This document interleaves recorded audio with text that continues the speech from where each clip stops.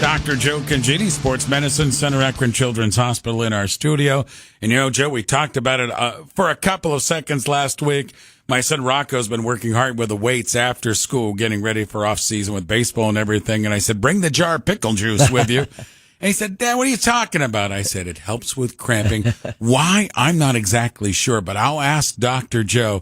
He says, I'm not drinking pickle juice. But talk about that. No, it's a high salt content. High salt content. And so the foods, the peas, peanuts, pickles, pretzels that have high salt content, all really, it's necessary. For a lot of kids that cramp a lot, they just lose a lot of salt in their sweat, a lot of sodium. Did you use a lot of the, did you get cramping last week? Our kids, I actually worked 2 games. In the high school game, I was at Beechwood North, a little bit of cramping there, more on their sideline. These kids, if they're really well conditioned, but not much. Good.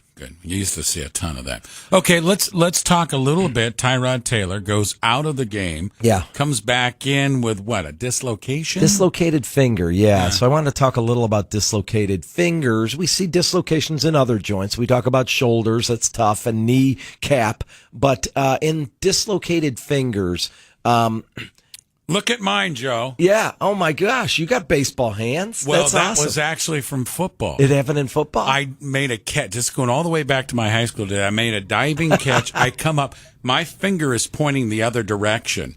And they got me off. It was in the 4th quarter, and I said, my finger. And they said, you can't come out. And I said, what are you talking about? I said, don't look. And I didn't look. And went, and the thing was back in shape, and it swelled a little bit, and it was A-okay, and I continued to play. I had that happen to me one time in soccer. I was a goalie, and I was trying to save a ball, and it, of course, went past me into the goal, and I had landed on my pinky. And I looked back, and I felt something flopping in my goalie glove, and I'm like, oh, what the heck's going on? I look, and my finger was bent backwards. And this is exactly what I said. I said, well, that's not good. Picked it up, and I never did this. I had no training to do this at all, and I just went, well, maybe I can pop into place. I've seen it before. I did it. It worked, and then very painful. I had to have a splint for a little bit, but I was able to finally get some feeling in it. Mine popped right in, and it didn't even, it was like nothing happened. My good friend, I'm still friends with him today, he said, Ray, don't look. And I said, okay, what are you going to do? He said, and I went, and I looked. And it was fine. Now, I know Joe's not going to probably like that. Well, I'm going to tell you I'm what. going to let you go. I'm going to tell you what the risk is. So, and both of you guys survived the risk to be with me today, so that's great. But the for the joint to dislocate, for the finger joint to dislocate, it's usually the middle joint of the finger. If it's the knuckle joint, they're really hard, and just putting traction on it usually doesn't reduce it. But in the middle joint, that's where most of them are. And one of 2 things happens. You either tear the ligaments that hold the joint in place, or you break the bone. So it just won't go out of place without either breaking the bone or stretching and tearing the ligaments.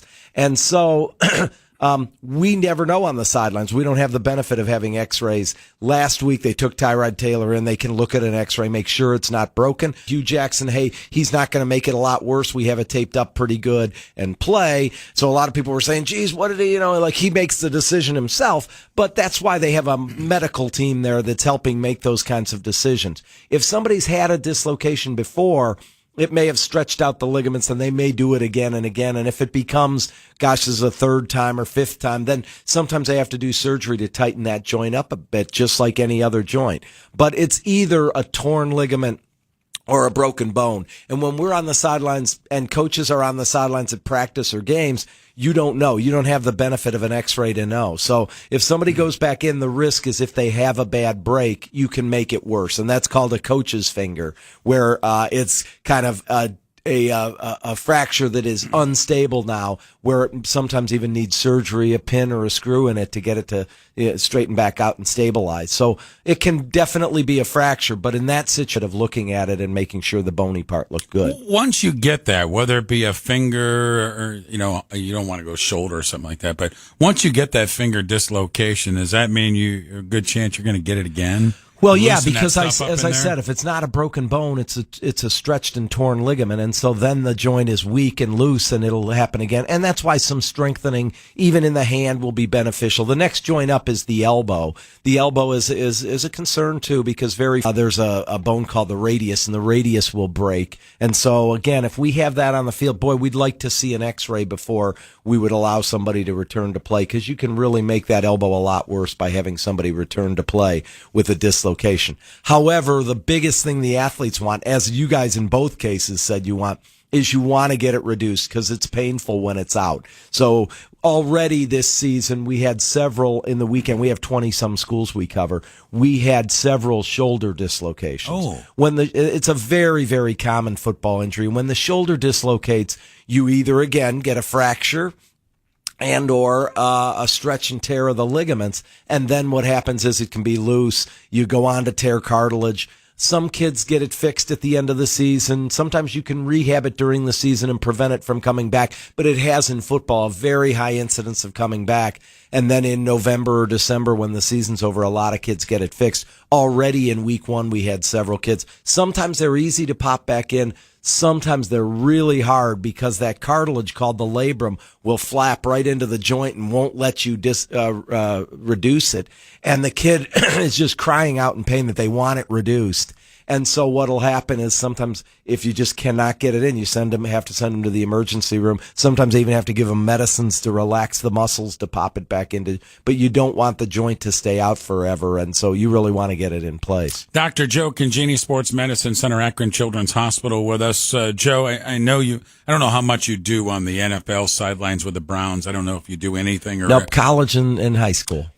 Yesterday, Jerry Jones, owner of the Dallas Cowboys, I don't know if you heard what he had to say. His idea was expanding the NFL schedule to 18 games, eliminating 2 of the preseason games, and then the question was thrown his way. What about injuries then? And how would the players feel about that in their collective bargaining agreement in regards to injuries in the games? He says research tells him that injuries occur in the preseason and practice as much as the regular games. Now, I know you're not privy on being on NFL sidelines and everything, but take that down to the college level, take that down to the high school level. Do you see as many injuries, practices, scrimmages as you do game time situations? I think we see as many in scrimmages as we do in game time situation. I told you last week that early in the season is the time that a lot of these injuries that were waiting to happen, that were unmasked, where people had a weakness or an old injury, and then they go out and play full out in a game, and it's a different story. And in a scrimmage, same kind of thing. So last week's scrimmage that I worked, there were a lot of injuries in the scrimmage because it's early in the season, and it's kind of a weeding out of kids who were at risk to have these injuries to begin with. So that's a very different level than talking about college and pro.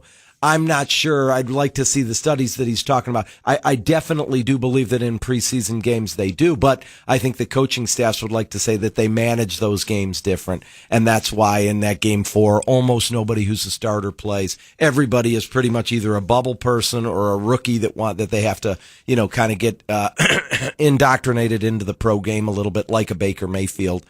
And so season games.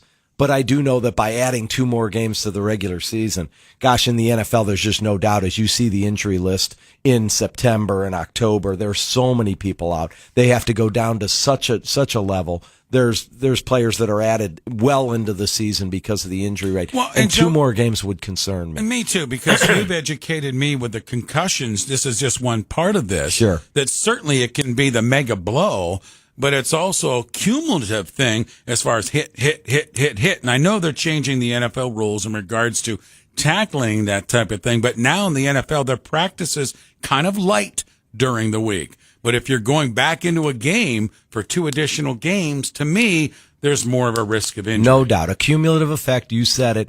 That's awesome that in understanding that is a big reason why some of these more significant injuries occur, because it's a cumulative effect, and then you'll see the bigger injury at the end of that. And so it's tough as it is with 16 games. I'm not in favor of 18 games. I could be convinced of maybe 2 exhibition games instead of 4, or 3, but I don't know about it extending the season. I just don't see how that's going to be something that actually prevents injuries, as I heard him say. All right. Thanks, Joe. Good visit. Okay, Ray. Have a great week. You too. Dr. Joe Congeni, Sports Medicine Center, Akron Children's Hospital. He joins us Wednesdays. AKR, News Talk Sports.